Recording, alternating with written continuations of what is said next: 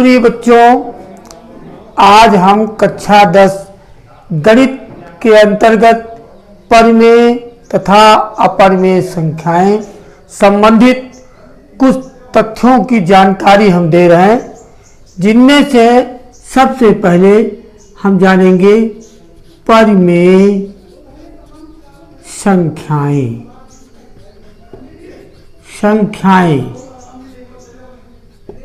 परिमेय संख्याएं क्या है? वे संख्याएं जिन्हें P by Q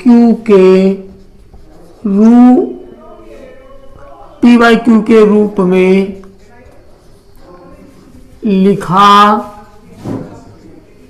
लिखा जा सके, जहां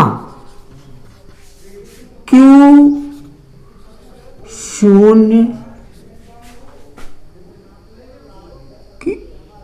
शून्य ना हो। देखिए, परिमेय संख्याओं में कहा वे संख्याएं जिन्हें P by Q के रूप में लिखा जा सके, जहां Q शून्य ना हो, परिमेय संख्याएं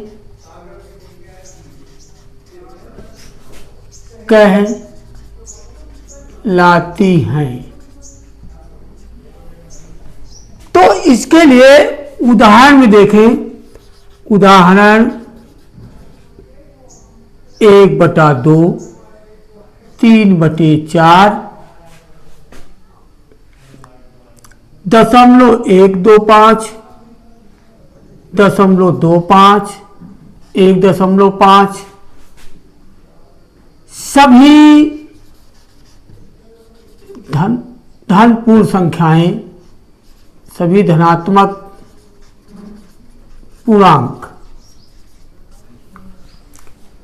तो धनपूर्ण संख्याओं में से जब हम देखिए 1, 2, 3, 4, 5, 6 आदि ऐसा लिखेंगे, तो सब में अगर हम बटा कर दे एक सब में, तो हम क्या पा रहे हैं कि प्रत्येक स्थिति में ये P by Q के रूप में सभी संख्याएं हो गई। तो हम ये कह सकते हैं कि जितने भी धनात्मक पूर्णांक होते हैं, ये सभी परिमेय संख्या होती है। और इसके साथ एक बात और जानिए, जैसे शून्य की बात हम करें, अगर शून्य की बात करें तो शून्य क्या है? शून्य एक परिमेय संख्या है। शून्य परिमेय संख्या किस प्रकार से है कि शून्य को हम यहां पर by 1 के रूप में लिख सकते हैं। तो ये P by Q के रूप में लिखा जा सकता है। तो शून्य एक परिमेय संख्या है। शून्य एक परिमेय संख्या। और एक बात जानिए, जब हम Q शून्य ना हो, इसके लिए बात कही है, तो शून्य Q का मतलब यदि ऐसा हो जाता है कि 1/0, 2/0, 3/0, देखने में ये P by Q के रूप में लगती है संख्या है। लेकिन यहां पर जब इनका हम डिवाइडेशन करके भाग करेंगे, तो 1/0 अनंत, ये परिभाषित नहीं, अपरिभाषित। 2/0 ये अनंत, ये अपरिभाषित है। 3/0 ये अपरिभाषित है। तो इस प्रकार से हम कह सकते हैं कि शून्य एक परिमेय संख्या है और इसे P by Q के रूप में लिखा जा सकता है। अब देखिए परिमेय संख्याओं के अंतर्गत और देखिए परिमेय संख्याएं जिन्हें हम परिमेय संख्याओं को सरल करना, जैसे परिमेय संख्याओं का सरल करना सीखें। सरल करना, नंबर 1 जैसे ले लिया 14/18 है। इस परिमेय संख्या को हम सरल करेंगे। सरल करने के लिए क्या होता है कि हम अंश और हर में मासा लेते हैं, उस मासा से इसको डिवाइड करते हैं। जैसे 2 सती 14, 2 नहीं 18, ये 7/9, ये इसका सरल रूप रहा 7/9। और जब संयुक्त भिन्न कोई हो जाती है, निश्चित भिन्न जैसे 3 सही 5/8 है, तो इसके लिए क्या करते हैं, इसको सरल बना लेते हैं। 8 × 24, 24 × 5 29। अब यहां पर देखते हैं 29/8 में अंश और हर में कोई भी मासा नहीं, तो ये पूर्ण रूप से अपने सरल रूप में है। अब इसे सरल नहीं किया जा सकता है। जैसे 2.25 ये परिमेय संख्या है, देखने में पी वाई के रूप में नहीं लिखी, लेकिन यदि हम इसको जब सरल करते हैं तो क्या पाते हैं, बटा ए करते हैं। दशमलव के बाद 2 अंक हैं तो हम नीचे 2 जीरो बढ़ा लेते हैं और इसको अब हम सरल करते हैं तो 25 × 25, 25 चौको 100, 1/4 ये प्राप्त होता है। स्पष्ट तौर पर यह होता है कि ये 1/4 p/q के रूप में लिखा है। इसी प्रकार से हम परिमेय संख्याओं को ये सरल करना हुआ।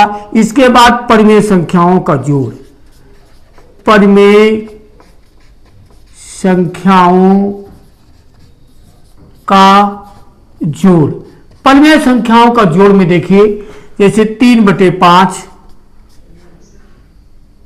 7/15, ये इसको जोड़ना है दोनों परिमेय संख्याओं को। तो क्या करते हैं, तो इसको जोड़ने के लिए हम सबसे पहले ये लासा एलसीएम 3/5,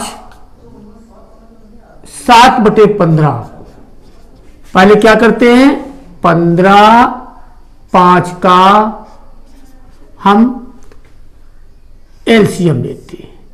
5 × 5, 5 × 15। अब 3 से काटो, 1 1, 5 × 3 = 15। ये एलसीएम 15 आया। अब क्या करते, इस एलसीएम को हर के स्थान पर लिख देते हैं। फिर क्या करते हैं, इसके हर से इसको भाग देते हैं।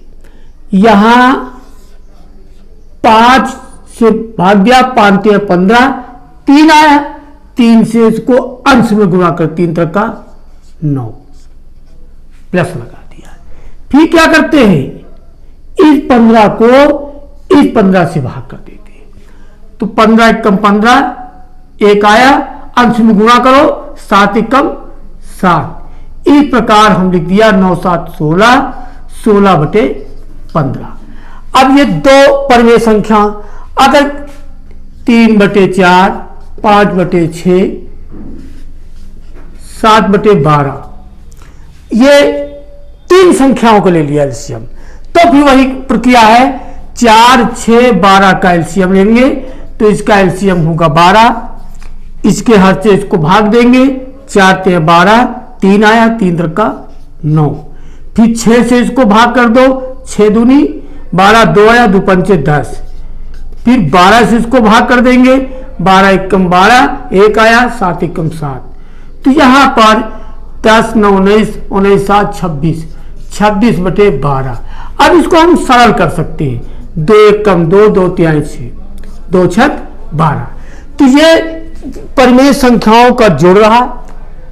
परिमेय संख्याओं में से 3 चाहे परिमेय संख्या हो जाए, 4 हो जाए, चाहे जितनी भी परिमेय संख्या हो जाए, ये पर्याप्त रूप से। इसके बाद परिमेय संख्याओं का घटाना, परिमेय संख्याओं को घटाना, इसके संदर्भ में हम जो है अगले दिन इस पर विस्तार पूर्वक चर्चा करेंगे।